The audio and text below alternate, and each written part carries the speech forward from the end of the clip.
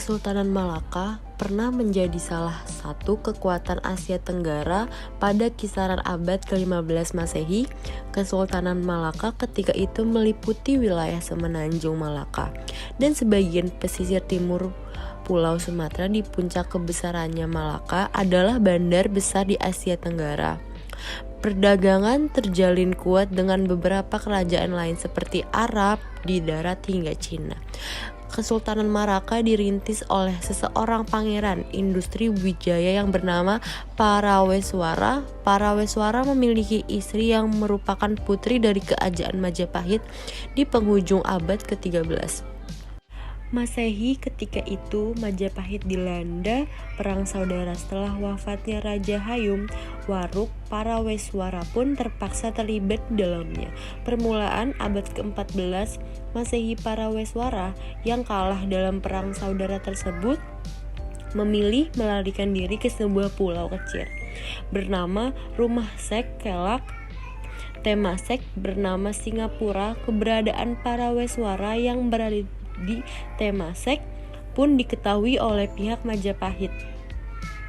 Tidak menunggu lama, armada besar Angkatan Laut Majapahit menyerbu Tumasek. Rumah Sehun segera menjadi Karang Aba. Paraweswara dan pengikutnya pun melarikan diri masuk ke Semenanjung Malaka, sebuah tempat yang berada di sebelah utara Tomasek. Di tempat tersebut Paraweswara dan pengikutnya mulai membangun kerajaan. Paraweswara berhasil meyakinkan para penduduk setempat untuk bekerja sama membangun sebuah kerajaan. Paraweswara melihat potensi maritim Malaka yang merupakan jalur pelayaran internasional. Sebuah pelabuhan besar pun segera dibangun. Paraweswara mampu dengan jeli melihat potensi ekonomi kerajaan. Pelabuhan yang dibangunnya segera menjadi bandar perdagangan besar. Puluhan kapal-kapal dagang dari berbagai kerajaan besar lainnya pun bersandar di pelabuhan Malaka, terutama dari Arab dan Gurajat. Dengan para pedagang dari Arab dan Gurajat membuat mereka mengenal sebuah agama baru, pelan tapi pasti.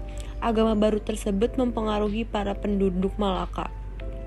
Pengaruh agama baru tersebut bukan hanya kepada penduduk Malaka.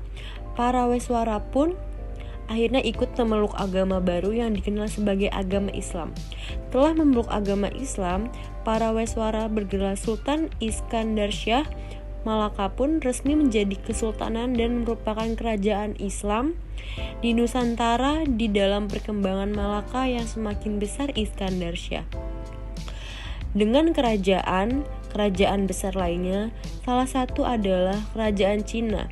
Pada tahun 1405, Malaka mengirimkan utusannya ke Cina untuk menemui Kaisar Judi, pemimpin dinasti Ming. Saat itu, masih di tahun yang sama, Sultan Iskandarnya pun datang ke Cina untuk bertemu dengan Kaisar Judi. Keputusan Sultan Iskandar Shah untuk menjalin kerjasama militer dengan kerjasama besar lainnya memiliki tepat pada tahun 1409. Pasukan Siang menyerbu Malaka, namun dengan bala bantuannya dari kerajaan Cina, Malaka berhasil memukul mundur pasukan Siang. Ketika itu kerajaan Cina mengirimkan pasukan yang dipimpin oleh pelaut muslim bernama Laksamana Cheng-ho. Pada tahun 12 Sultan Iskandar Shah meninggal dunia. Tahta kesultanan pun kemudian dilanjutkan oleh putranya yang bergelar Sultan Muhammad Iskandar Shah. Sultan Malaka yang baru ini bertindak cepat untuk menstabilkan situasi politik dan ekonomi. Selat Malaka, Sultan Muhammad Iskandar Shah kemudian menikahi salah satu putri dari Samudra Pasai. Melalui perkawinan politik ini, Samudra Pasai pun akhirnya bertunduk kepada Malaka setelah 10 tahun menduduki tahta. Sultan Muhammad Iskandar Shah meninggal dunia dalam rentang 10 tahun masa pemerintahannya. Malaka menjadi kesultanan yang sangat kuat di Nusantara baik secara militer, politik, dan ekonomi. Estafet tahta kesultanan dilanjutkan oleh Sultan Muzaffar Shah yang memerintah antara tahun 1424 hingga 1458. Di masa-masa Sultan Muzaffar Shah, kekuasaan Malaka mengalami perkembangan hingga ke paham Indragiri dan Kampar. Di masa-masa ini, Malaka menjadi kesultanan yang sangat berwibawa di penjuru Nusantara. Setelah berkuasa selama 34 tahun, Sultan Muzaffar Shah pun tutup usia. Sultan Mansur Shah kemudian tampil sebagai puncak kekuasaan di Malaka. Mewarisi kebesaran dari kekuatan pendahulunya, Sultan yang berkuasa dari tahun 1458 hingga 1477 itu melancarkan perluasan ke wilayah utara Hai dengan dalil mengakhiri ancaman dari Siang yang jauh sebelumnya pernah menyerang Malaka. Maka Sultan Mansur Shah mengirim ribuan pasukan. Perluasan wilayah hingga ke Siang berhasil mengukuhkan kekuasaan Malaka di perairan sebelah utara semenanjung Malaka. Tahun 1470 Sultan Mansur Shah meninggal dunia. Penggantinya Sultan Alauddin Shah mewarisi kekuasaan yang membentang di semenanjung Malaka hingga ke Siang dan beberapa daerah di pesisir timur Sumatera. Sultan Alauddin Shah memegang tampuk kekuasaan hingga tahun 1488 Masehi. Selama masa kepemimpinan Sultan Alauddin Shah, situasi politik dan keamanan Malaka mulai mengalami gangguan. Beberapa wilayah yang jauh dari pusat kesultanan mulai melakukan lupa. Ia melepaskan diri, namun begitu Selat Malaka yang strategis membuat perekonomian Kesultanan Malaka masih bisa bertahan. Dari situasi politik dan keamanan yang mulai tidak stabil, kapal-kapal dari banyak kerajaan dan jauh masih bersender di pelabuhan Malaka untuk melakukan perdagangan. Sultan Alauddin Shah sepertinya tidak cukup memiliki kecakapan dalam mengendalikan negaranya, pelan tapi pasti.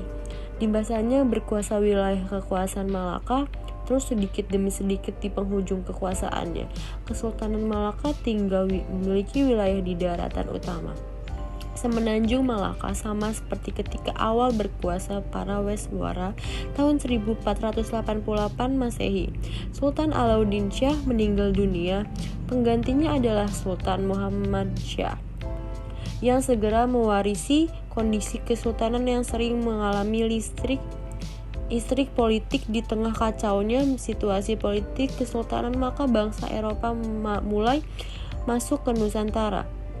Salah satunya adalah bangsa Portugis.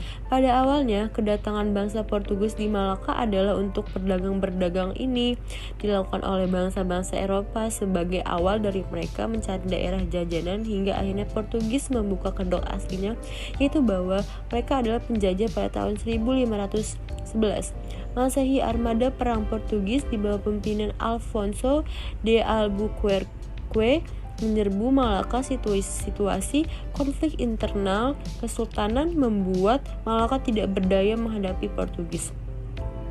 Meskipun pasukan Malaka memiliki persenjataan yang sama mutakhirnya dengan Portugis, namun itu tidak cukup untuk mempertahankan kedaulatan mereka. Pada tahun 1511 Portugis berhasil mengakhiri kekuasaan Kesultanan Malaka.